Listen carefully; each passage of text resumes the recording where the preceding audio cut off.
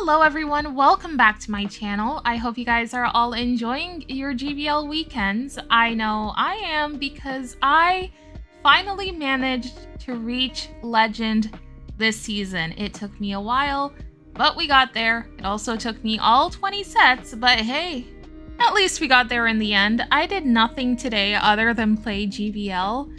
I literally sat down and would not get off until I reached Legend. Thank goodness I did, because I would have been really sad if I didn't. I spent so much time on this game today, and I can finally breathe a sigh of relief because I got that over with, and I can finally run Pokemon that I actually want to run in Go Battle League, because usually when I'm climbing to Legend, I would tend to choose Pokemon that are really safe and like top meta, and it gets a little bit boring playing with the same Pokemon over and over again.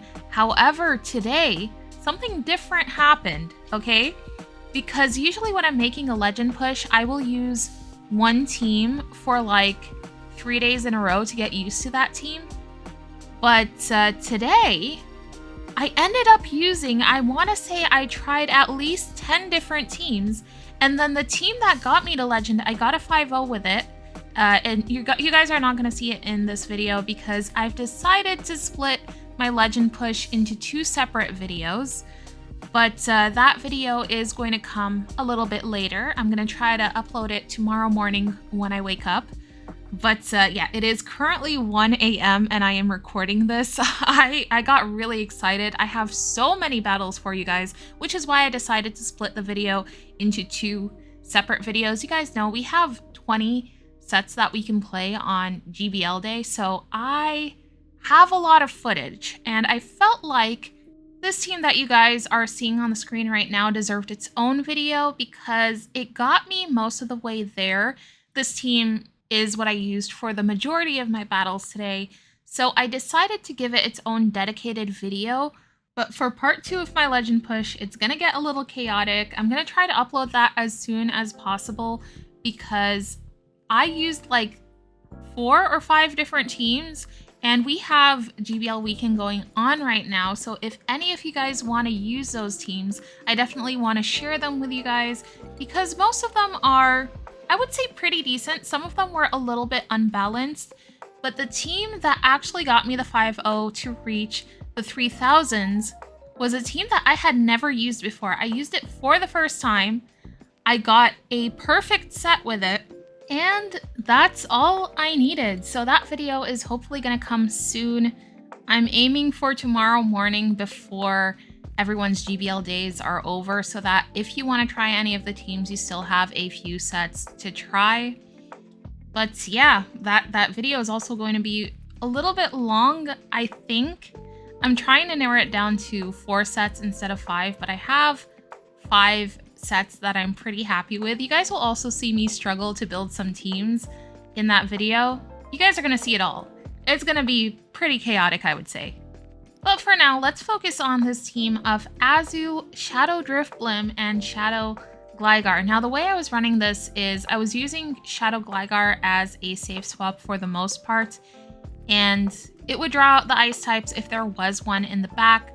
If there was one, it was a little bit tough. But I could usually either, if the ice type was Alolan Sandslash, I would get shields out of the way. But if it was another ice type, then I could at least damage it with the dig from Gligar. I should say I'm really disappointed that they nerfed dig. I don't think they should have touched that move at all. But basically, I was going up against a version of this team with Diggersby in place of Gligar. And I should say, if you guys want to run this team, I would probably recommend the Diggersby over the Gligar. Gligar feels very underpowered. Even with that Fury Cutter, it doesn't feel like it can do a lot of damage. That Fury Cutter barely does anything to some of the Pokemon. Even up against a Malamar, it was barely doing any damage.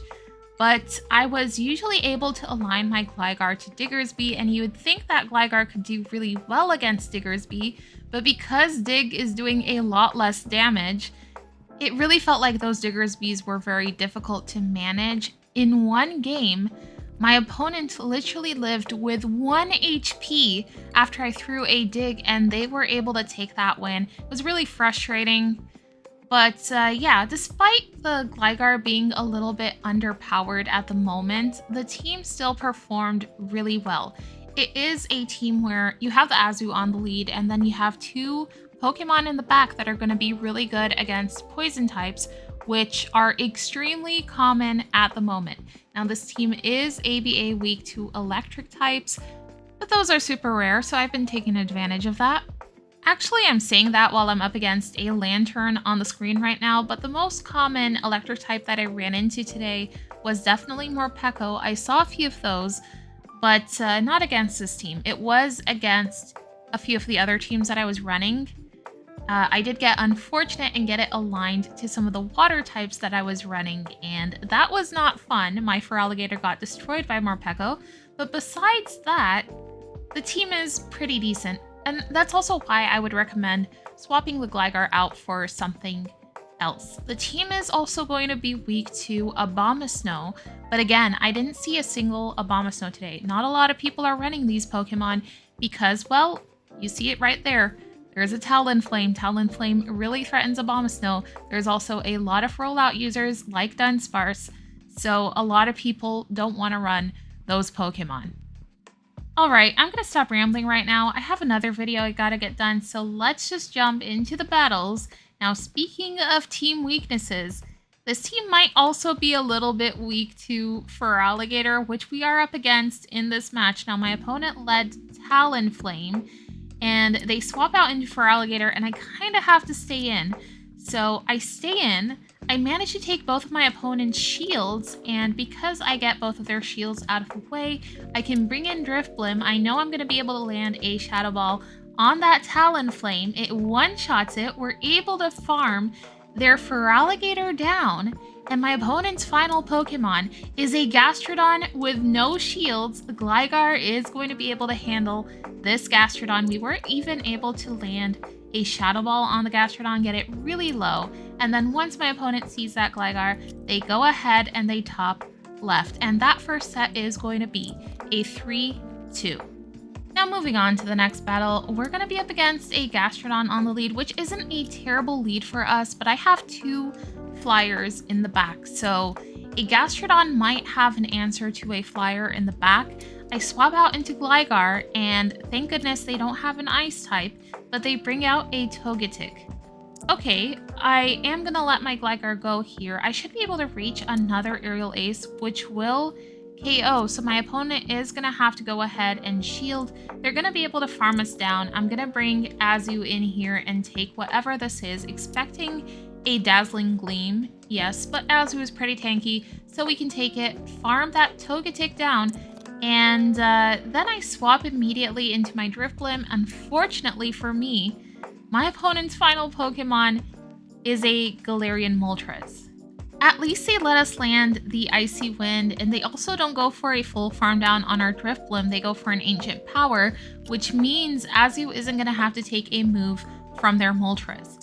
Now, it's going to be my Azu with two shields against their Gastrodon with one shield. Let's see how this goes. I'm able to land the first Ice Beam. I just need to reach two more Ice Beams to take this Gastrodon out. We reach another one, take their final shield, and now it's CMP tie. Can Azu live that Body Slam? We live with a little bit of HP, and we make it to the Ice Beam. It is enough to KO the Gastrodon, and we take that win.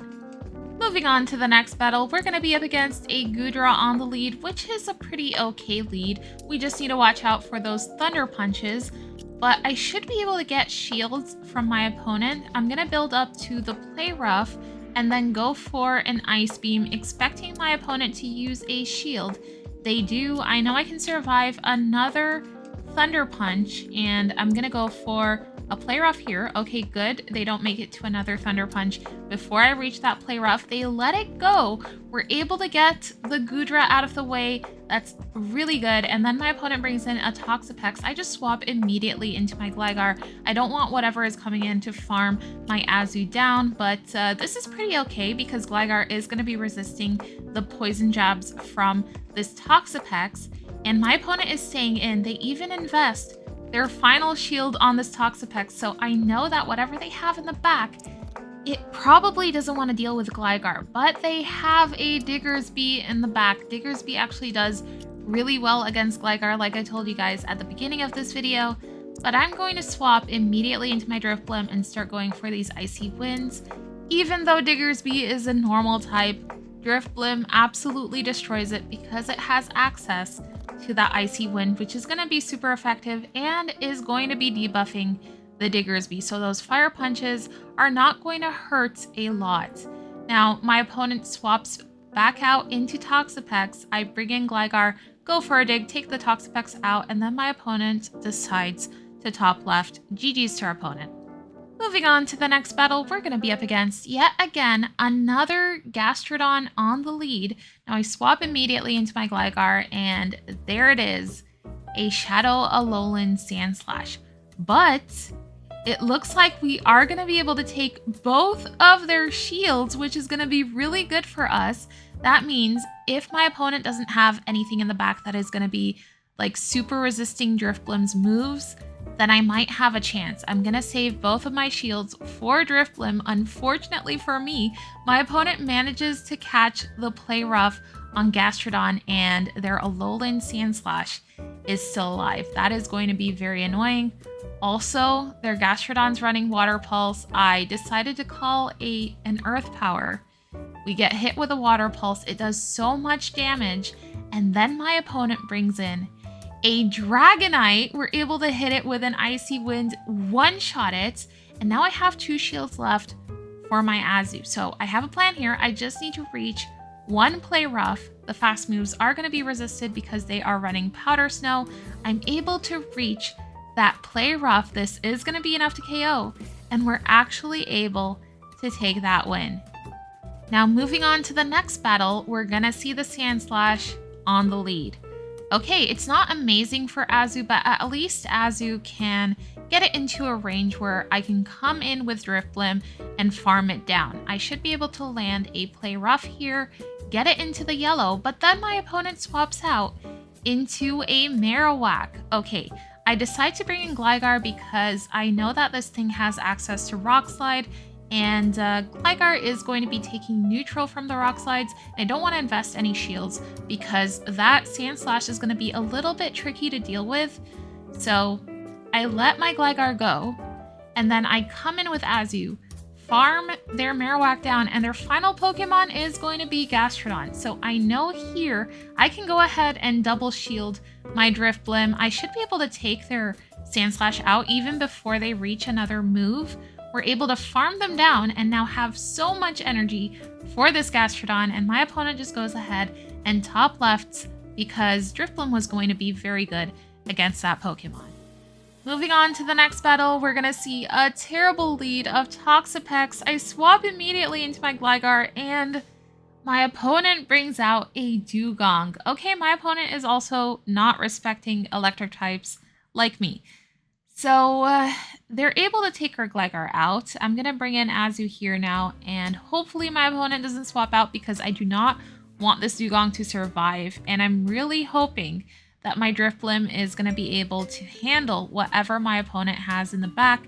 I need Drifblim to handle the Toxapex, and I need it to take care of my opponent's third Pokemon, because you guys know that once that Toxapex comes back in, I'm going to swap out immediately into Drifblim. Now, surprisingly, they're not swapping out, so I'm going to shield Drifblim. Whatever my opponent has in the back, it might be weak to this Pokemon. So I'm going to go for a Shadow Ball here. They invest a shield. I'm going to invest my second shield. And let's see what they decide to do. Okay, their final Pokemon is a Marowak. We might be good here. My switch timer is up, so I can go ahead and catch the move on Azu. We catch a Rock Slide, and then I should be able to go for an Ice Beam here. Take this Marowak out.